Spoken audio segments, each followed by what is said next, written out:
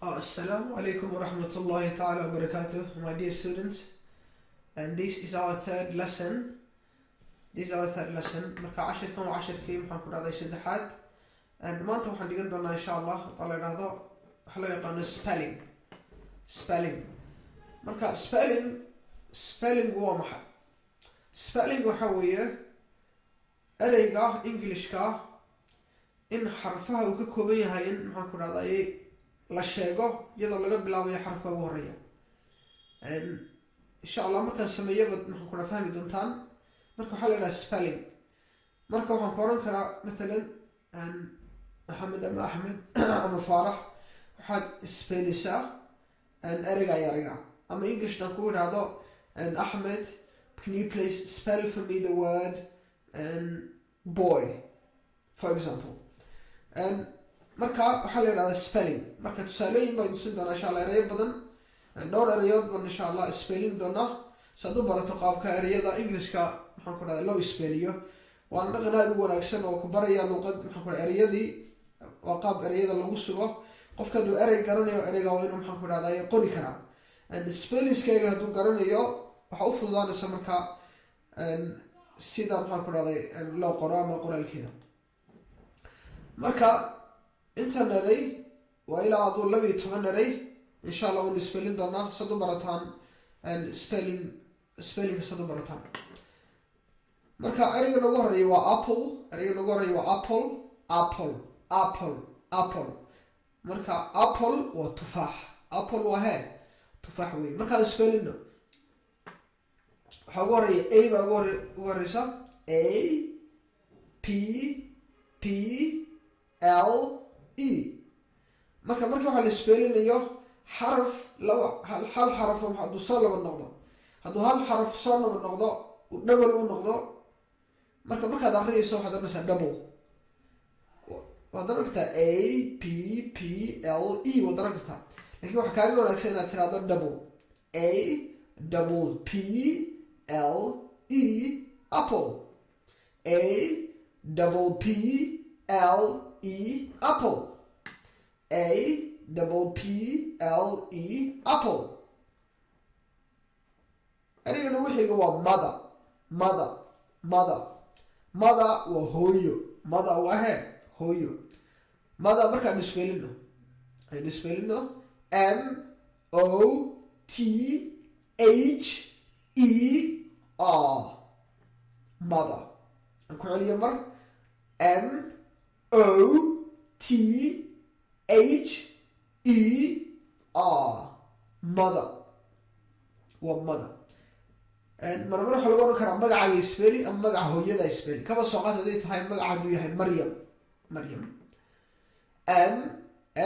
magaca markaan qorayo xaraf weyn buu ku bilaabay.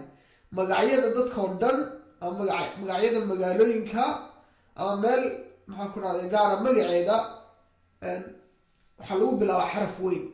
weligaa iska ilaali xaraf yar ha ku bilaabin. xaraf yar ha ku bilaabin. xaraf weyn ku bilaab. magacyada magacaaga kale haddaad maxamed tahay maxamed markaad qoriso xarafka ugu horeeya waxaad ka dhigaysaa xaraf weyn baad ka dhigaysaa ama upper case letter baad ka dhigaysaa. aanu spellino marka maryam m a r y a m maryam m a r y a m maryam. ereyga afraad ugu xiga waxa weeye driver. marka driver waa darawal ama ka kaxiyad maxaa ku dhaha gaariga darawal weeye. marka aanu spellino d r i v e r driver. d r i v e r driver. ereyga maxaa ku dhaha shanaad waxa weeye money waa lacag.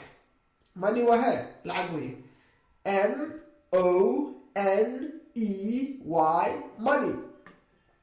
m o n e y money. wanu spellinay. magaca maxaa ku dhahday lixaad ugu xiga waxa weeye Salim. oo magaca weeye Salim. sad arkaysaan isagoo dhan waxaan ka dhigay xarfo waaweyn baan ka dhigay.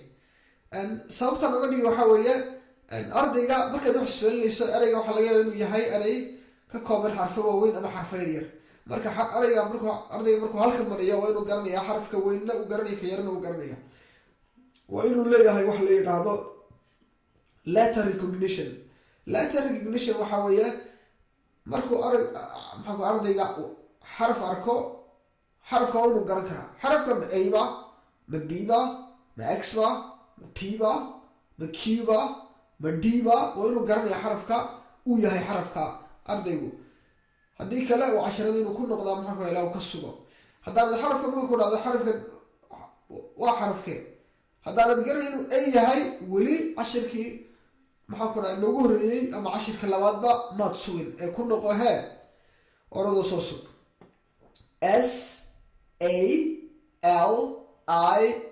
SALIM Salim Salimna waa magac maxaa ku dhaca magac qof magacii weye mosque ana wixiga ereyga toddobaad mosque inta ugu dambeysana lama aqrinayo kiidana waxaa la aqrinayaa ka kiida marka waxay englishka waxay leedahay dhawaq ah bay leedahay af soomaaliyaana oo aqrin qa maaha englishka kiida af soomaaliga oo kale la wata af soomaaliga qa weeye ta englishka waa weeye mosque marka intaa ugu dambeysa ad arkaysa lama aqriyo waa silent english wuxuu leeyahay ereyo xarafo badan oo la aqriyeyn oo ereygana ku jira kelmada ku jira laakiin aan la aqriyeyn buu english ku leeyahay marka taana waa iyada la socota mosque waa masaajid ama masjid weeye MOSQUE mosque MOSQUE mosque waa masaajid fox waa dacawo fox waa hee dacawo weeye FOX fox marka x taada ku dhigayso maxaan ku dhahday iska sug dhawaqeeda marka dhawaqaadu kaa khalday hawaran anugu carabkayga waaday war carab adag ma jiro ereyga ku dhibaya ama xarafka kugu adag ku celceli ilaa aad ka sugto carabka aad toosiso carabkaaga haddaanu toosnayn wax badan khaladooda badgalisa marka haddii goor tahay iska maxaa ku dhaha iska sax waa x FOX fox June marka waa bisha lixaad marka bilaha iyana magacyadooda waxaa lagu bilaabayaa xaraf weyn weye xaraf weyn baa lagu bilaabayaa June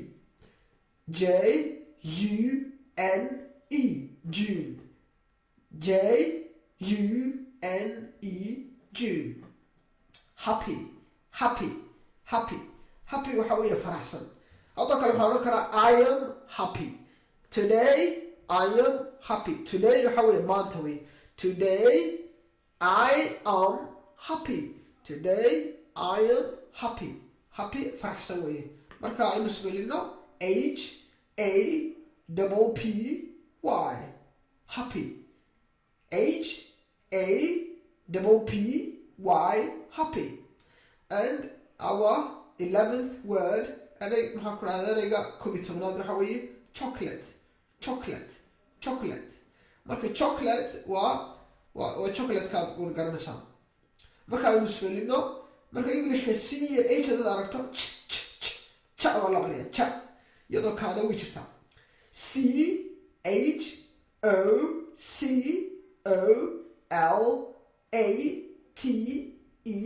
CHOCOLATE chocolate CHOCOLATE